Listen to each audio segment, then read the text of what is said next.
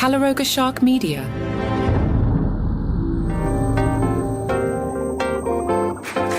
Hi there, I'm Johnny Mac with your daily comedy news, a daily briefing on stand-up comedy, comedians, and the comedy industry. A sentence I forgot to say when I recorded the Oscars show Sunday night. Today is a sequel to Monday's Oscars recap. Same kind of note. I'm going to slow down a little bit and just take my time with the stories. Part of it is I'm a little bit tired. It took me a long time to put together this show, and also Palace Intrigue, the royal family show that I work on. And plus Sunday night, I never really dialed down because I was keeping notes on the Oscars, then recorded the show, and with all the clips in there, it took me over an hour on the edit, and I was laughing. At one point, the file was finally ready to be uploaded after post-processing and all the stuff I do that I won't bore you with. There was 16 seconds left in, I think it was a 3-point Knicks game, and they were announcing Best Film at the Academy Awards. I'm like, why does all this have to happen at once? So I uploaded the file, watched Best Picture, and then got to enjoy the last 6.2 seconds of the Knicks game, and the Knicks won. Happy St. Patrick's Day. So there's a lot of news. I've already got a full show for tomorrow. Some stuff we're not going to get to today. The New York Times wrote an article about comedians and the Epstein files. Do I have your attention yet? Yeah. Let's see. The Daily Show seems to be in a beef with Saturday Night Live. That's fun. I don't have time today to get into Sebastian Maniscalco and Marcelo Hernandez. I don't have time to get into the SNL Tucker Carlson impression. We'll do that tomorrow. I don't have time to tell you that Tina Fey is going to host SNL UK this weekend. I don't have time to tell you Bert Kreischer got a season 2 of Free Bert, because we got to talk about the Oscars and Conan O'Brien now. I thought Conan was fantastic. The internet seems to disagree at points. We'll get into that as well. Real quick, if you can't get enough Conan, Bill Carter interviewed Conan on Late Nighter, and I loved that podcast because you got serious Conan, so it was a real discussion, which was great. And then I was in a Conan mood, and I tried to check out Conan on the Kelsey Brothers.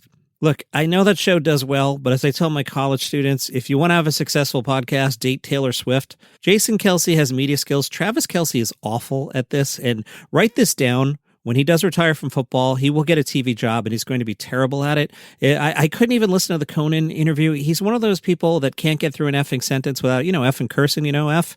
And it's just, dude, what are you doing? Learn how to broadcast. And again, millionaire dating a billionaire. I'm a dude in a basement. I'm a loser. He's got Super Bowl rings. I get it, but he's not good at broadcasting. On to the Oscars.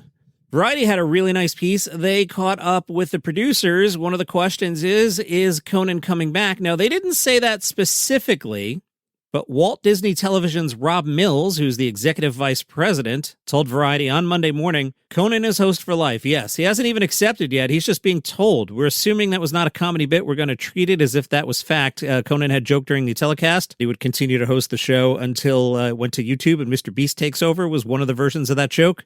Mills said, sometimes these jobs are like fantasy camp, and to be working with Conan is always incredible. I remember those, and he's referring to the big produced Open here. I remember those when he had special occasions or when he hosted things like the Emmys. He'd make these films, and they were great. When it was the 10th anniversary of Late Night, he did one of those where he ran into the streets of New York, and literally everyone's following him. It was sort of similar to this bit. He's always done these films that are great, and that also sort of reminded me of what Billy Crystal used to do, so it was great. It felt distinctly Conan, but also distinctly Oscar. I think that's fair. Next question. Did Leonardo DiCaprio know that he was going to be asked to be a meme? The answer, not at all. So forgive him for being a little confused at first on how to react, but then he still figured out how to react. How did it work with Matt Berry as announcer live from London? Why wasn't he in Los Angeles? Good question. We are told, yes, Matt Berry was in London, and the technology is now at the point where there wasn't a delay. Well, that's impossible. There's still the speed of light. I don't care what tech you have, there's still the speed of light. I just asked ChatGPT, what's the delay on a broadcast from LA to London? The AI says for a live broadcast signal from Los Angeles to London, the delay depends on the path. Satellite broadcast is about 280 milliseconds one way, or roughly 0.6 seconds round trip. Why? The signal goes up to a geostationary satellite, then back to Earth. If you use fiber transmission, that cuts the delay to 120 milliseconds, but then encoding and decoding adds time. So a typical modern IP broadcast delay is 0.3 to 1.5 seconds total delay. Now, if that doesn't sound like a lot, get into my field and try interviewing someone who's in London while you're in Los Angeles. You will notice the delay because it's like talking to somebody on the moon. You ask a question, there's that slight pause, they answer, and what happens is you wind up talking over each other. So you have to be very disciplined to not go too fast and make sure the other person has spoken. And most things like that are best done not live so that you can trim all the things. Told you, we're going to go slow and get into the weeds today. Did you stay for the very end after they said goodbye? There was another sketch. Spoilers for the movie One Battle After Another. If you haven't seen it, hold your ears for a second. But they parodied the final scene from that movie. Maybe I'll just leave it there. Whatever happens at the end of the movie, Conan parodied that. I won't tell you specifically what happened, so I didn't ruin the movie. Not spoilers. But Variety was curious, since One Battle had just won Best Picture, did Conan film sketches for all of the films in case something else won Best Picture? We were told no, there were no alt end-of-show sketches. The One Battle parody would have ran even if Sinners had won. Okay, but what about the other 8 films? Are you saying the others didn't have a chance? What are you saying there? And then they asked Mills again, is Conan truly the host for life? Mills said, as firm as whatever, you can look up whatever the firmest thing is. It's solid as oak. I hope Conan comes back. Anybody who's been within earshot of me in the last 24, 36 hours by the time you're hearing this, I believe in having a professional host. I thought Kimmel did a good job. I think Trevor Noah does a good job. Always give me a pro who can keep the trains running. That's the gig. If you could be funny on top of that, even better. Keep Conan. Great. If Conan gets the flu, let Kimmel do it. Great. As I alluded to at the top, some people didn't like the Oscars with Conan O'Brien. The Daily Mail, again, UK tabloid, and they tend to be a little catty, they wrote, it was supposed to be Hollywood's biggest night, but between painful monologues from host Conan O'Brien to boring results and one distasteful joke about the Holocaust, viewers were left thoroughly unimpressed by this year's Oscars. Now, as I read that paragraph, I'm like, what was the Holocaust joke? And the Daily Mail lets Johnny Mac know. Kumail Nanjiani sparked fury by joking about Schindler's List being renamed Schindler's Post-it and a failed gag about movies being too long. Is there really outrage about that joke? Really?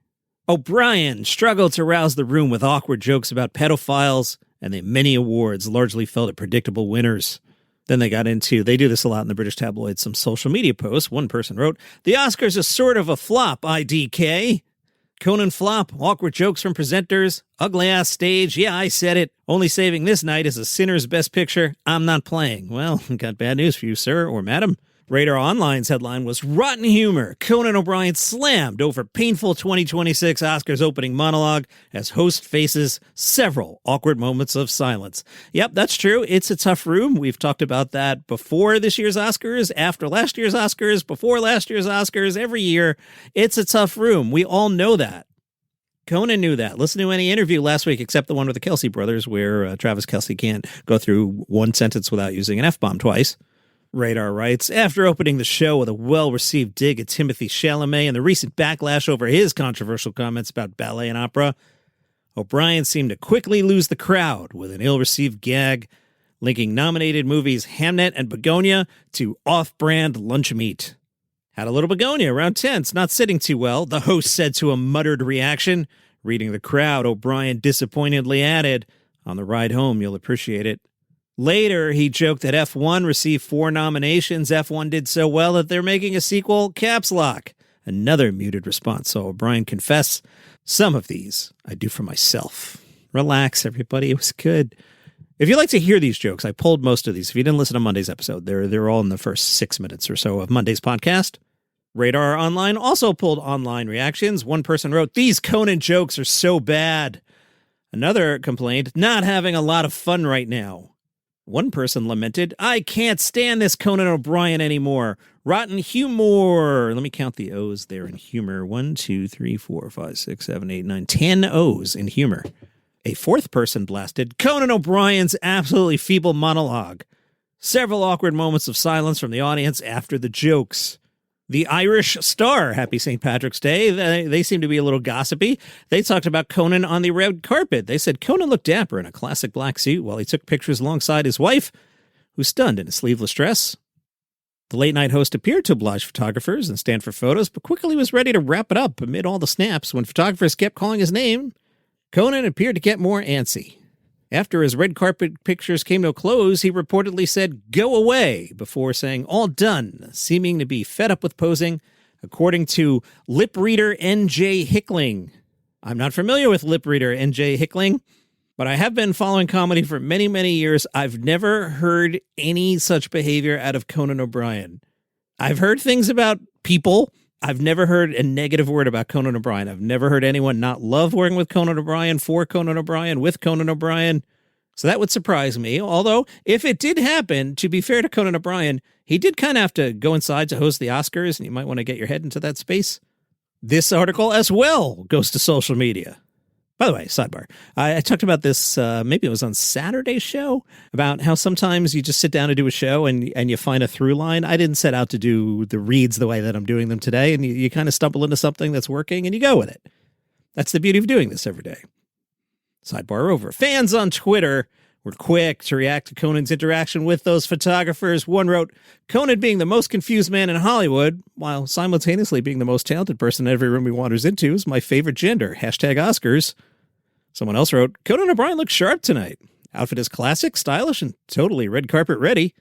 I just checked the clock. We have a lot more to do, so this is going to be break at number 1. And before we do that, if you like the program without commercial interruption, one thing you can do, take out the Apple Podcast app, click that banner that says uninterrupted listening, and then for $5 a month, you don't have to deal with this. The LA Times writes, all hail Conan O'Brien, who could host the Oscars forever, and we wouldn't mind. They write, the question this year, as it is every year, is how this Oscars night was different from any other Oscars night. With Conan O'Brien returning as host, the ceremony was much in the spirit of 2025, except this was all in all a livelier, funnier show. Not perfect, of course. As the only program to ever occupy 3 hours of television without flagging was Sábado Gigante. But gag-wise, the Oscar broadcast is fundamentally a comedy with speeches. Its hit-to-misses ratio was good or better than your average SNL episode. I think everything about that paragraph is perfect. And they write, and they nailed this too. Conan O'Brien, whose persona is equal parts madness, sincerity, self-love, and self-hate, would seem to be a perfect host for a broadcast that needs to take things seriously, but not so seriously that it alienates anyone who doesn't belong to the community it celebrates, a show that exists both in the world of Hollywood and the world outside the industry. Well said. Nikki Glaser gave the show a review, and my initial reaction to that was, who asked you? Well, the answer to who asked Nikki Glaser is E! News, but all right, suddenly we care what Nikki Glaser thinks about Conan O'Brien hosting the Oscars? Relax, Golden Globes host. Should we ask Joe Coy what he thought of Kimmel? Nikki Glaser was on the gray carpet at the Vanity Fair Oscars party. AKA Hollywood has accepted her. She's now an insider. This all sounds like I'm shading Nikki. I'm not. I'm just analyzing the news here. Nikki gave Conan O'Brien an A+. She said he killed it last year. I knew he was going to kill it again this year. I got a chance to see his monologue about a week ago. And he got off stage, and I really meant it when I was like, that's A+, changed nothing. But she did say Conan did tweak some stuff. She explains things come out of the news cycle, and they don't work anymore, so you have to keep updating it. Boy, 2 Golden Globes, and we're treating her like she's Billy Crystal now. Oh, I'm gonna throw up. E! News, relax with this. The stand-up star also compared Conan's work to her own hosting experience, noting that while the Golden Globes feels more like a comedy club, Oscar night is a different room for comedy than any other. She explains, at the Academy Awards, as a comedian, that's a tough room because they're far away. It's very stuffy. They haven't been drinking. They haven't been eating. They're hungry and they're tired and they're sober. So it's a hard room to kill in.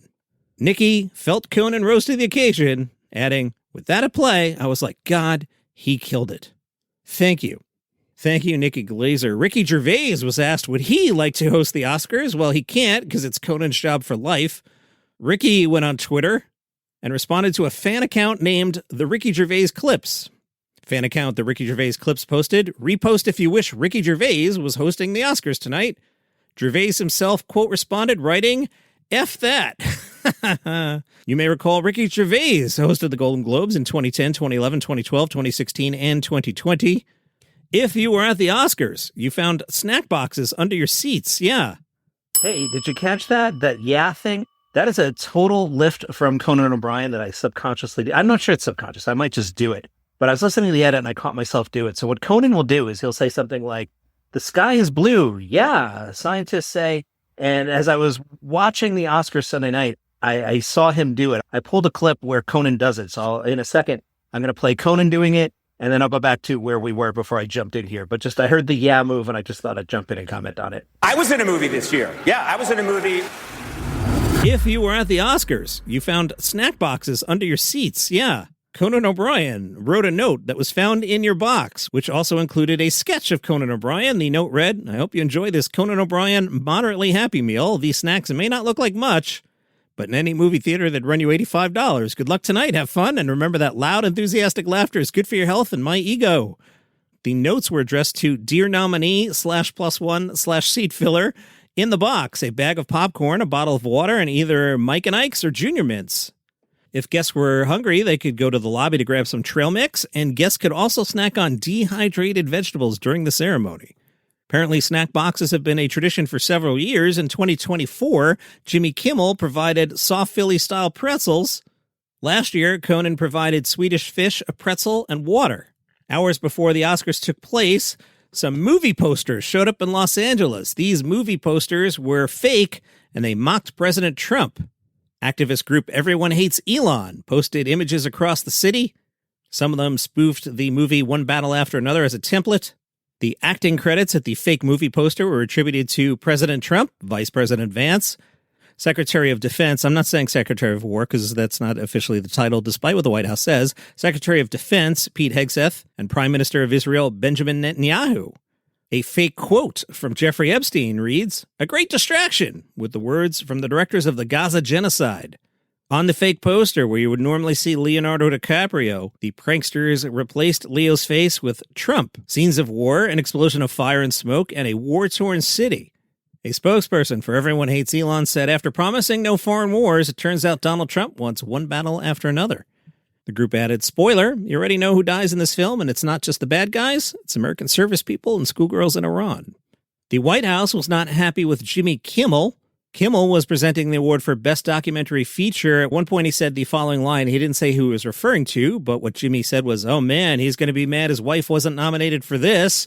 It is assumed that he would be Donald Trump and his wife would be Melania, who had a documentary that was not nominated for Best Documentary Feature.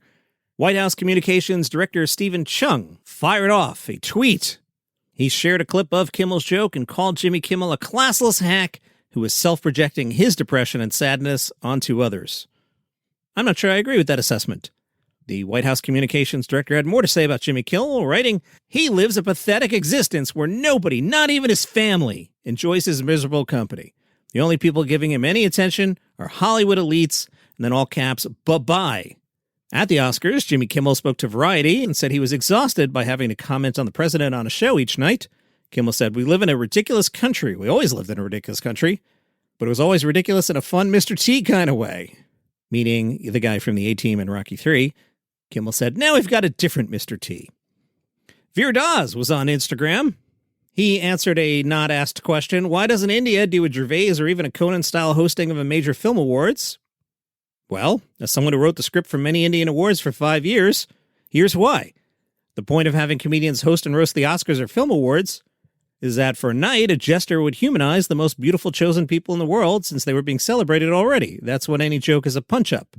Here, meaning India, star egos won't take a joke from anyone not at their level. Ironically, the bigger the star who hosts, the trickier it's going to be because like 3 people are at that level.